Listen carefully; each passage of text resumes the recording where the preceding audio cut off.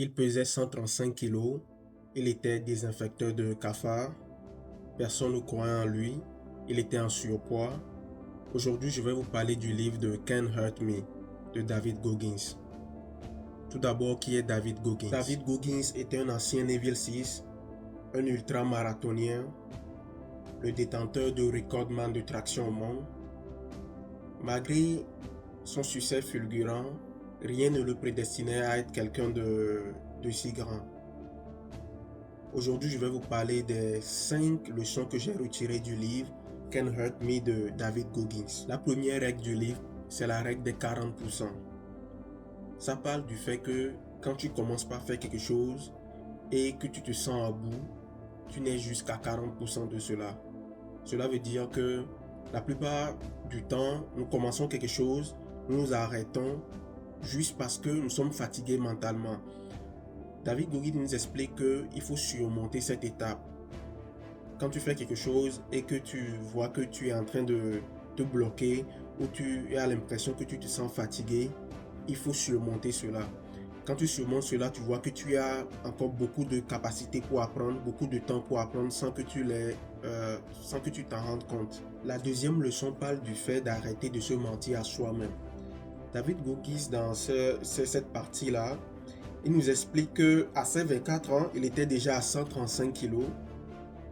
Et nous sommes dans une société où, quand tu es en surpoids, quand tu as des choses qui ne marchent pas, il y a des gens qui sont autour de toi qui te disent, qui essaient de te caresser pour te dire que non, ça va aller. Mais David Goggins, il dit que quand tu arrives à cette étape-là, tu dois faire face à toi-même et commencer par te poser des vraies questions, de bonnes questions.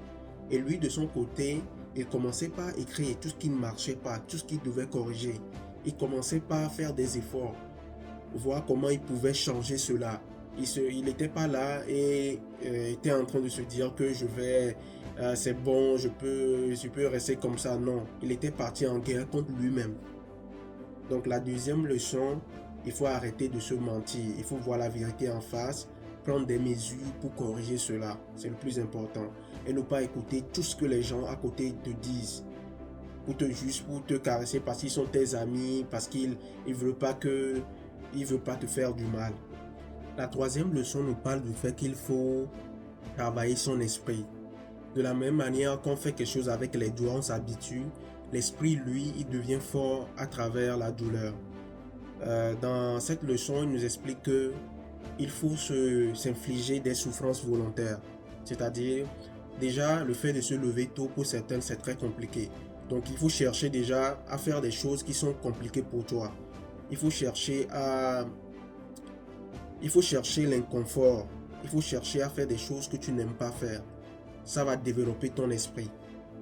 La quatrième leçon nous parle du cookie jar, c'est-à-dire quand tu es face à une situation, rappelle-toi de tes anciennes victoires. Les victoires passées, il faut les accumuler en toi.